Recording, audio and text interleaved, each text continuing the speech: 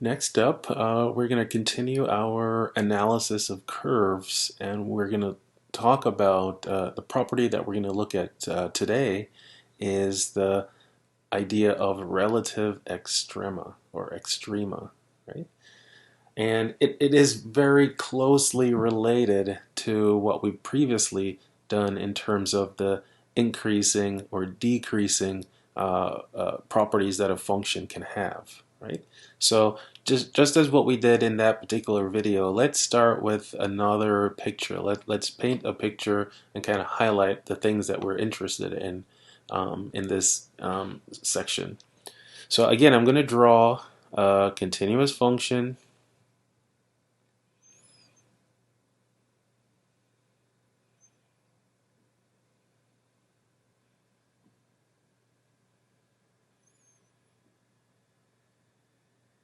And let's say we have this. Here is our function. Man, quite the function.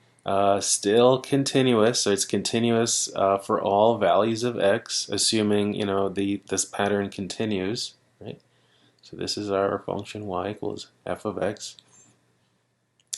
And we now know how to determine these intervals of increase, right? So again, let me just kind of highlight things here. Yep, so those are the parts of the function that's increasing, and then we have parts of the function that's decreasing right there, like here, and then it almost like it flattens out here. So I'm gonna skip that little part and then jump down here and say, yep, it's decreasing like this as well. All right. Now, if we draw a continuous function like this, so I drew it without lifting my pen off my board, right? Then something has to happen. Something important has to happen for this function to change from having an increasing property to a decreasing property, right? And vice versa, to change from a decreasing property to an increasing property.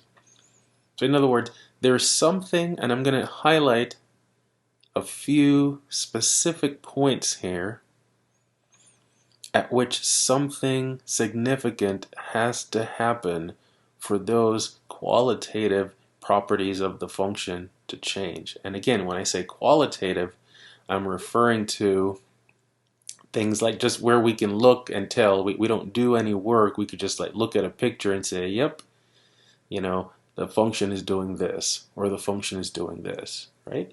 And what we want to be able to do is to tie these qualitative properties back to the derivative. That's the whole idea of applying the derivative. We want to answer a myriad of questions, right?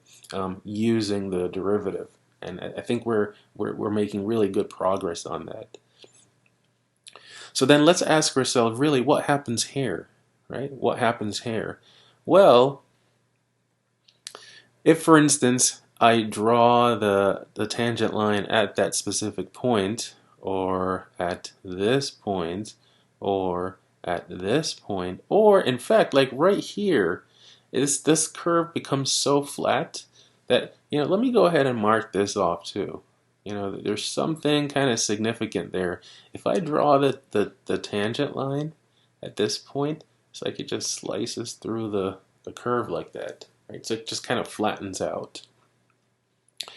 But definitely, the points at which the function changes from a blue to red or red to blue, yeah, something has to happen to cause that that change. And then if we look at these points, so here, again, I'm not going to draw a tangent line. In fact, we know we can't draw a tangent line there because it becomes ambiguous at that point. So I'm just going to put a little asterisk there, put another little asterisk there, and then let's ask ourselves, what is true about the derivative at these points? Well, we know that whenever the derivative has a horizontal tangent line, then the derivative must be equal to 0. So there, there. And in fact, in our previous work, that's essentially what we did. We found the zeros of the derivative, and that pretty much told us where, the function could potentially change from decreasing to increasing or increasing to decreasing, right? But we didn't really, well, we certainly didn't call these points by any special name. But that's what we're going to do now. We're going to be a lot more specific about what these points represent, right? And similarly, here we know at our sharp corners that f prime does not exist. So so let's say f prime does not exist. Similarly here, f prime does not exist. Okay? So it seems like for a continuous function to have a change in these qualitative properties, meaning changing from increasing to decreasing or decreasing to increasing, one of two things must be true. Either the derivative is equal to 0 at that specific point, or the derivative does not exist at that specific point. Seems like so these two things are so important that we give them a name. And so now let's do our formal definition of what we're observing in this graph, right? So a critical point, right? In fact, actually what I'm going to say is a critical value. So a critical value of a function, let's say that function f, is a point in the domain of f. And this is a subtle but important point that is often overlooked, is that these points that I have indicated here, either with the circle or my asterisk, these are points on the actual graph. So for there is an x value that when I evaluate my function, it will give me this point or this point. So it's in the domain of my original function, right? So is a point in the domain of f, right? At which one of two things must happen. So at which one, either the derivative is equal to 0, so at which f prime is equal to 0, or, as we have seen in the case of the sharp corner, f prime does not exist.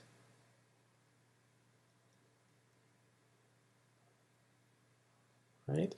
So the critical value is referring to specifically the x value at which, so let me just label these like x0, this would be another one, x1, this would be an x2, this would be an x3, this would be x4, and look like this one would be as well, right? Because the derivative is 0 there because we got a horizontal tangent line, right?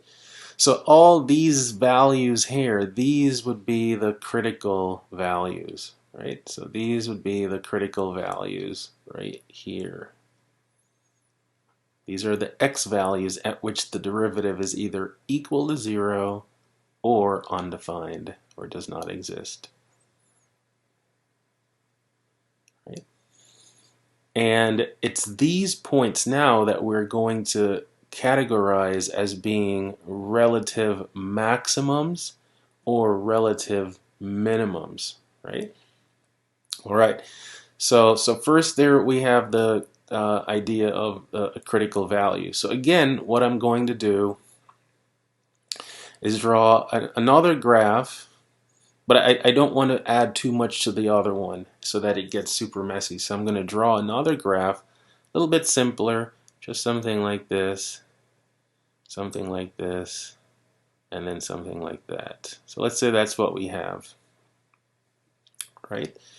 So again, you can see I'm going to put a few things on here, not too much. And then along there, and then along there, right? So again, let me highlight the critical value, or yeah, the critical value is the x value. The point on the graph itself would be called a critical point. So I will annotate these completely for you, right? So again, so let's say this is x0, this is x1, this is x2, right? So again, these are our critical values.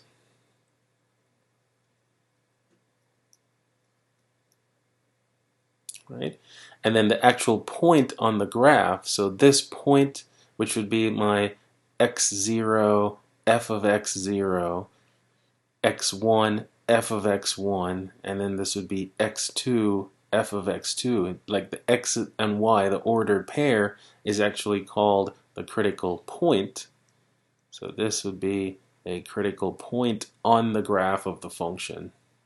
So there's a difference between the value just being the x and the point being the xy, right? So the critical point here would be the ordered pair x0, comma f of x0, whatever that y is, right? And that will be true for all of these. Now, see, this particular critical point, it's like the function reaches a peak, right? It's like you're climbing up a mountain and you hit a high point on that mountain and then you go back down. We classify those kinds of critical points as relative maximums or relative minimums, right? And again, I'll write that over here. I don't want to put too much on the graph. At this point here,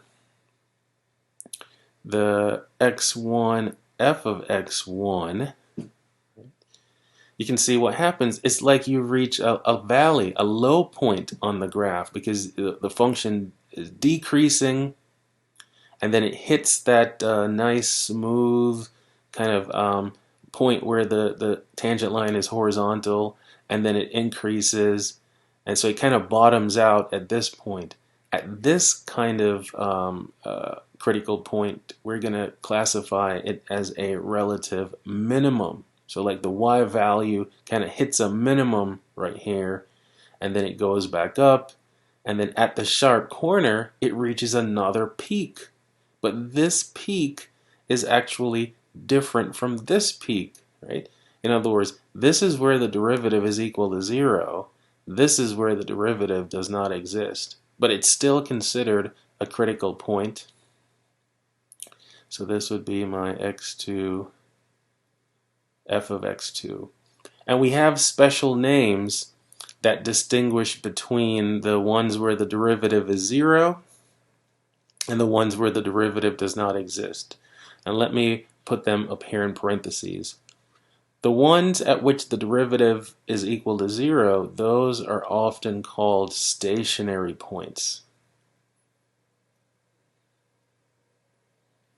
Why stationary? Well, that's actually a terminology that's taken from the analysis of linear motion.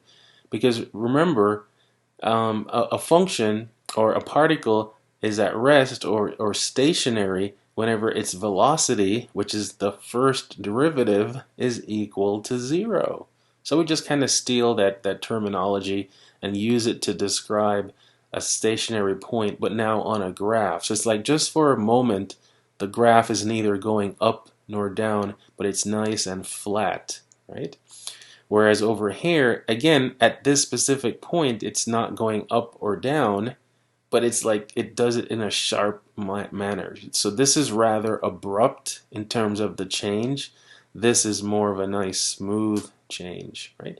So when the first derivative does not exist, we use the word singular. to describe it. So a singular point.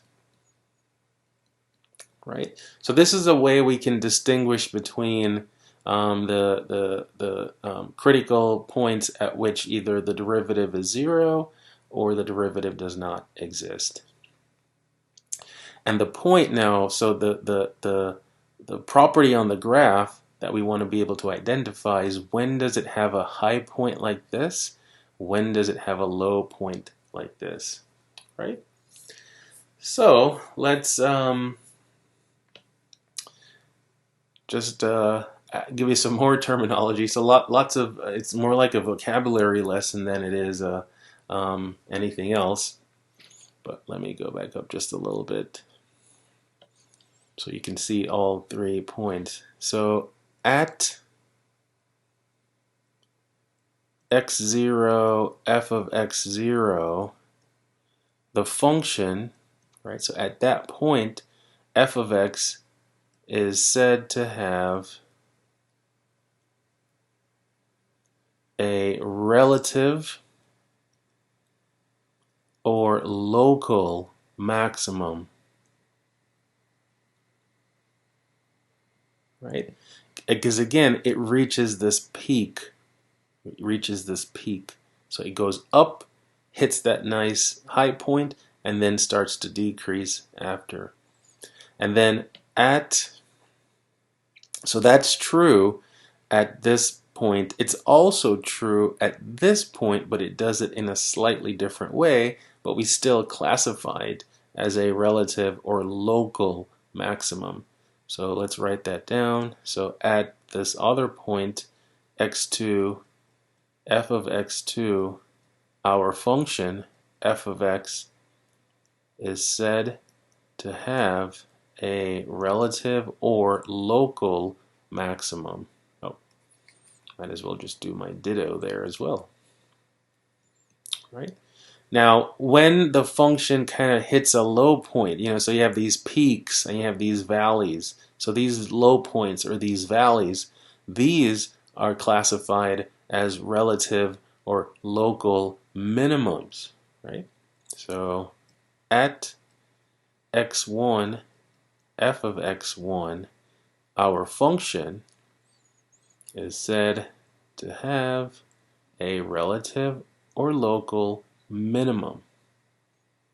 So the y value kind of hits a minimum value. It might not be the lowest point overall on the graph, right? But it is a low point. It's one of the low points, right?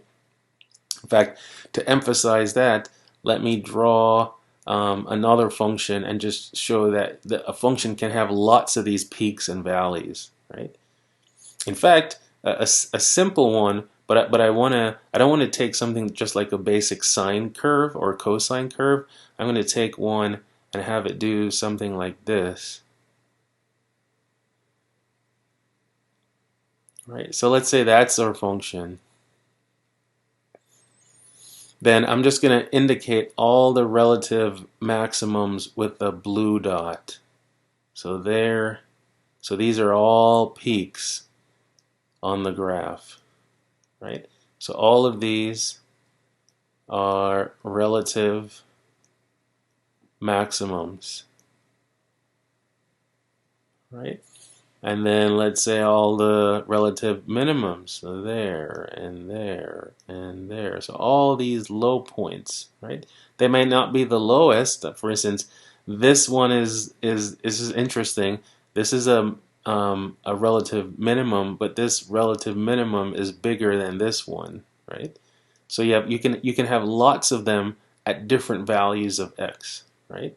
And our goal is to be able to identify where these occur and then determine if you have a critical point, is it a max or is it a min, right? And again, the derivative will be able to answer that or enable us to answer that question, right? And it's really easy to see what has to happen to have a relative max. This is my last set of pictures I've drawn so many pictures, but let's just look at a simple one, something that looks like this versus something that looks like this. And again, it could be a sharp corner. But the way we can distinguish between these two, right, because at both of these points that I've indicated, the derivative is 0 because we have a horizontal tangent line. Right? So the derivative being equal to 0 alone can't tell me if it's a max or if it's a min. But what I can look at now is how the derivative changes sign. Because you see, the difference between what happens here versus what happens here is on this function here, the first derivative is positive on this interval. So f prime is positive here, and then on this side f prime is negative because the function, it is increasing here and then decreasing here, right? So it's like the derivative would have to change from a positive value to a negative value to have a relative maximum, right? And vice versa. It would have to change from a negative derivative, so it would have to, the function would have to be decreasing and then increasing to have, again, a nice continuous function to have a relative minimum, right? So we can look at how the derivative changes sign, whether it goes from plus to minus as I go from left to right, or does it go from minus, negative to positive as I go from left to right, right? And that, using the first derivative to enable us to determine if the critical point is a maximum versus a minimum, is called the first derivative test, right? And that is our theorem. Now, before I write the theorem, I want to show one thing that can happen. And this goes back to actually a part of the first graph that I drew. You could have a function like, for instance, y equals x cubed that looks something like this, where you do have a critical point because the tangent line is horizontal. So at this point right here, your tangent line has a 0 slope. But if I look to what the function is doing before I get to that point, so on this part of the graph, the function is increasing, so that means f prime is positive. But look, on this side, it's also increasing. So you have f prime is positive there. So it doesn't change sign. And notice, it doesn't correspond to a min or a max, right? But I just want to show you that just because the derivative is 0 at a point, it doesn't mean that it then has to change from positive to negative or negative to positive. So you can have a sign chart that goes like plus 0 plus, or you flip it around, you could have, let me show you what it looks like, where you could have a function that's decreasing, it flattens out a bit and then continues to decrease. And you'd have your sign chart would reflect something like this. Again, this is where the derivative is equal to 0. And then here the function is decreasing, so the derivative will be negative. Here the function is still decreasing, so the derivative would also be negative. So you could have, so basically these four things, right, indicate what can happen on your sign chart where your derivative is equal to 0. Now, I could replace all of these stationary points with singular points, and you would come to the same conclusion, but in a different way. So, for instance, here you might have something like that. And the only difference here is that instead of saying that f prime is equal to 0, your f prime is undefined. Right? And here, so let me draw it like this, right? But it would still have a max, right? You could have something that looks like this, right? Still decreasing, right? And then still increasing after, but again, at this point, it's no longer a stationary point, but in fact, it is a singular point because the derivative is undefined. Then how could something like this happen? Well, you could have a situation where you have those vertical tangent lines when it goes it's increasing and then it goes vertical and then it continues to increase afterwards. So your derivative would go from plus and then it would be undefined. So right here, vertical tangent line, f prime undefined, right? But again, you would see a plus plus pattern in your sign chart. And then finally, if I drew basically something like this, but where it's decreasing, but then it goes vertical and then continues to decrease after that, then you'd have this sort of pattern. It would be negative and then undefined and then negative again, right? So these are kind of, I don't really just want to say, okay, here are the 8 possibilities, but just understand the concept in terms of the different types of critical points, whether it's a stationary or a singular point, and when there is a sign change in the derivative or where there is none, right? And that's basically the concept that we want to be able to apply to determine whether a function has a relative minimum or a relative maximum. Right? And then, so I'm sure you're dying to see an example of this, and I'm dying to show you an example of this, right? But before we look at the example, let's just kind of summarize what the first derivative test is saying, right? So in other words, summarize all these pictures into a nice theorem, right? And so this one's called the first derivative test, right?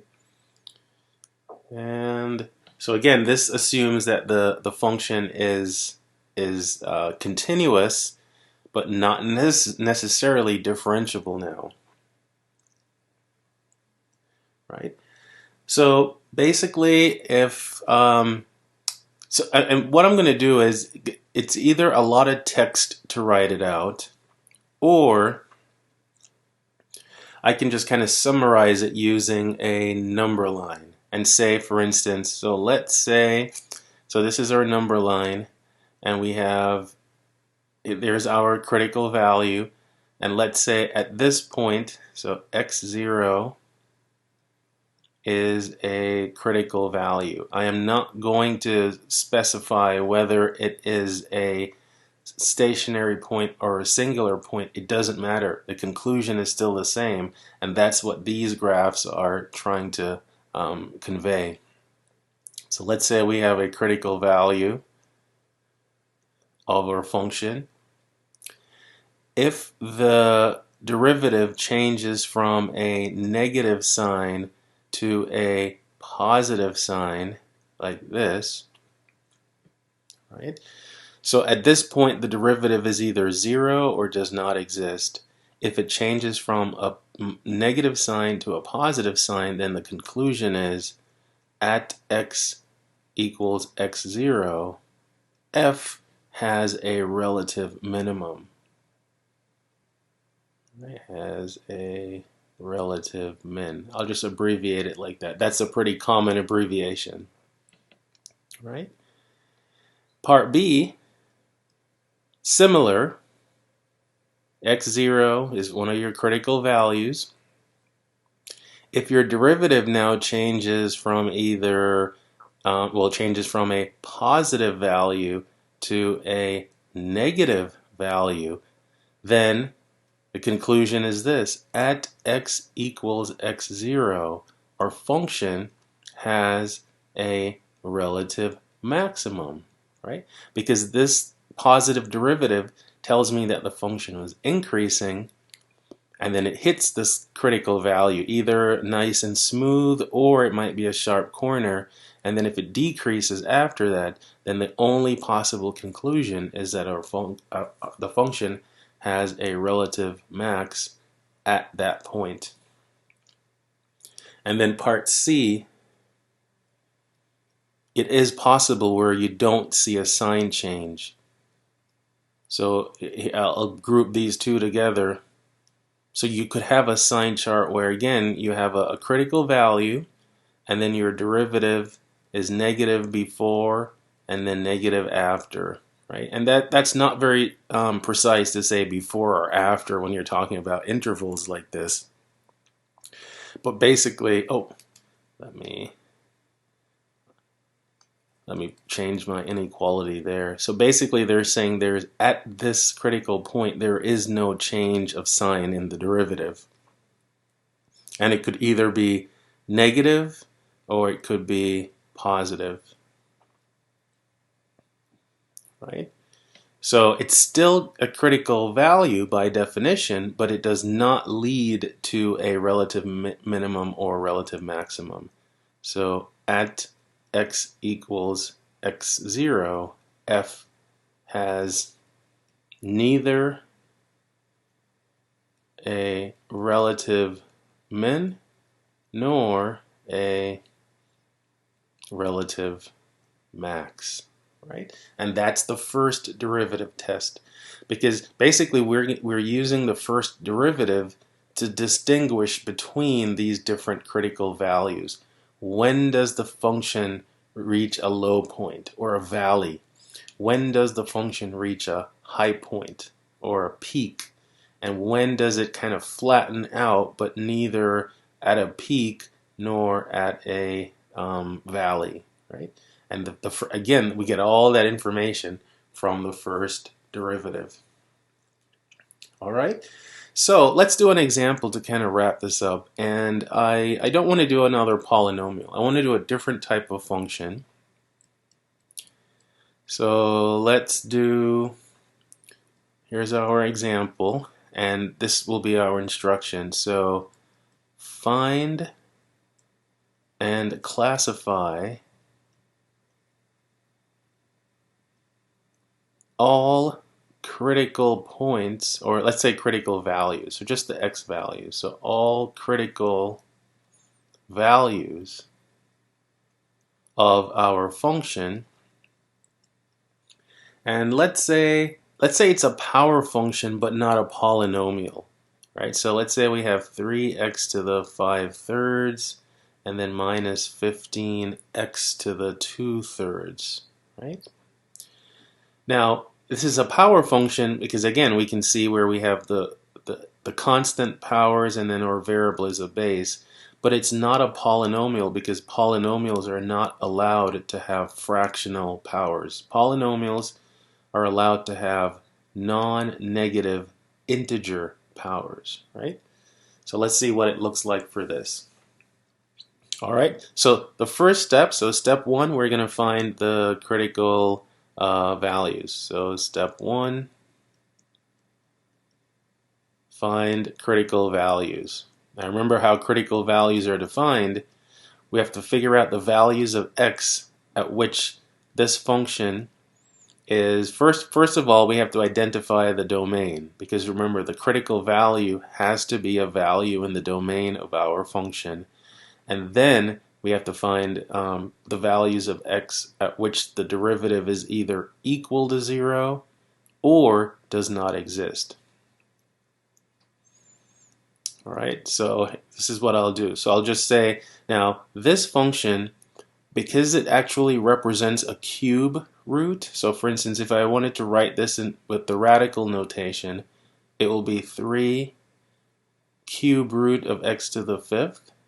and then minus 15 the cube root of x squared. And because this is an odd root, this function is continuous for all values of x, right? It's not like a square root where you run into problems with square roots or fourth roots. For odd roots, right? So let's make that note. The domain of f of x is all real values of x, right? So there's no restriction on what x can be for this type of function, right? So since we're going to use our first derivative to do several things, let's find that first derivative. So to differentiate it, I'm going to go back to the original form and use the power rule. So bring down the 5/3 and multiply the 3. That leaves 5x to the, when I subtract 1 from this, 5/3 minus 1 is 2/3. Bring down the 2/3, multiply the negative 15, I will get negative 10. And then subtract 1 from this, then I'll get negative 1/3. Right? So what I'm going to do, now with the negative exponents you do have to be careful. So I'm going to write this so that I have a positive exponent, and then I'm actually going to combine these fractions with a common denominator. Right? So we're going to do a little bit of algebra before we start setting things equal to 0 and so forth. Right? So if I want to get the common denominator here, if I put this over 1, then I would have to multiply the top and the bottom by x to the 1/3. So I will have this, and then if I multiply x to the 2/3 by x to the 1/3, when I add 2/3 and 1/3, I get x to the first power. So let me write that down. This will be x to the 2/3 plus 1/3, right? And then the 10 doesn't change because this denominator is still the same as this denominator. So minus 10. So what I end up having actually in the numerator is 5x to the first power minus 10 over, we could write it as the cube root of x if we want, or I'll just leave it as x to the 1/3. Right? So that's our derivative. So now let's ask ourselves those two questions. Let's first ask ourselves this: for what values of x is the derivative equal to 0? Well, the thing about it is, for a fraction to be equal to 0, the top has to be equal to 0, but the bottom not equal to 0. Because if you have that 0 over 0, that's that, weird undefined / indeterminate form, depending on whether you're talking about a function value or a limit. But here, for this to happen, right, let me write it down. You see, the easy thing that sometimes students do is they just say, okay, well, multiply both sides by this quantity. But you have to make sure that this quantity is not 0, right? So for this to happen, this fraction to be equal to 0, two things have to be true. Either 5x, well, not either, but 5x minus 10 has to be equal to 0, and x cubed is not, or x to the 1/3 is not equal to 0. So this, if I solve this, I get that x is equal to 2. And then if I solve this inequation, right, you get that x cannot be equal to 0, right? So when x is equal to 2, our derivative is equal to 0. Right, so let me circle that one. So at x equals 2, this function has a stationary value. What about the other one? What value of x would make the derivative undefined? That's the other way we can get a critical value.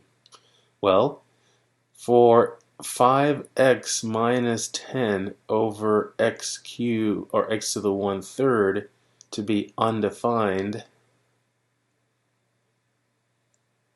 then the reverse would have to happen. I would have to have a 0 in the bottom, but not a 0 in the top. So these would get switched around. So I would have something like 2 over 0, or 5 over 0, or a half over 0. So for a fraction to be undefined, you'd have to have something that's not 0 in the numerator and something that is 0 in the denominator. So it basically switches these roles. So it's saying that x cannot be equal to 2, and your x would have to be equal to 0. So at x equals 0, this derivative is undefined, because if you look at it, if you plug 0 in, you'll end up getting negative 10 over 0, which is undefined, right? So these are our two critical values. Now we have to classify them as either a min or a max. And this is where the number line is helpful. And the number line goes from negative infinity to positive infinity, because that's the domain of our function. I'm going to mark off the 0 and then mark off the 2. And then all I need to do is to determine now, using this first derivative test, whether or not my derivative goes from positive to negative, or negative to positive, or maybe there's no change. But let's see, right? So using test points, so I'm going to pick a number between negative infinity and 0. So let's take, let's say at x equals negative 1. Let's plug this into our derivative, which is right here, the 5 x minus 10 over x to the 1/3. So 5 times negative 1 minus 10 over negative 1 to the 1/3. Well, what happens here is, again, I'm not even going to evaluate it. I'm just going to say that I know that the top is a negative number. I know that the bottom is a negative number. So the fraction would have to be positive. So what this means is my derivative is positive in this interval. So I'm just going to put a little plus sign there. And I'm also going to label my sign chart so I know that I'm referring to the sign of the derivative, right? Let's pick a number between 0 and 1. So if we pick, 0 and 2, we can pick x equals 1. So at x equals 1, again, plug it into our derivative and see what we get. We have 5 minus 10 over 1 to the 1/3. So the top is still negative, but now the bottom is positive. So that fraction is a negative fraction. So my derivative is now negative when x is between 0 and 2. And then finally, let's pick x equals 3, right? So pick something between 2, pick a value of x between 2 and infinity. So x equals 3, we have 5 times 3 minus 10 over 3 to the 1/3. Well, the top is positive, the bottom is positive, so the fraction is positive, right? So here we go. So now let's make our conclusion, and our conclusion is whether or not the function has a relative max or a relative min at each of these critical values. So because the derivative changes from plus to minus, what it means is the function is increasing and then decreasing and then increasing again. So based on that, we could say at x equals 0, f of x has a relative maximum because it increased and then it peaked and then it came back down. So f of x has, my h looks kind of like a k, so f of x has a relative maximum, right?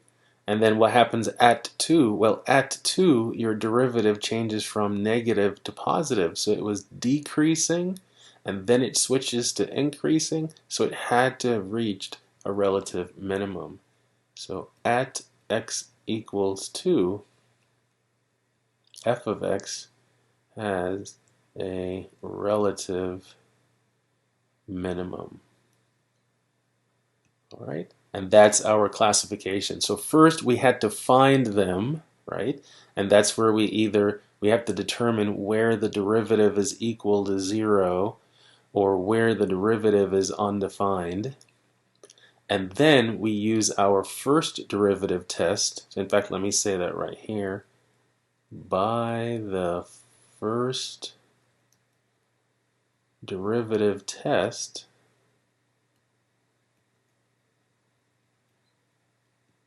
right? This is one conclusion, and this is our second conclusion, right?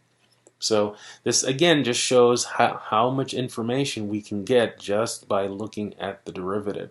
Now, obviously, this process involves a bit of algebra and some important concepts about whether, what has to happen for a fraction to be 0 or a fraction to be undefined.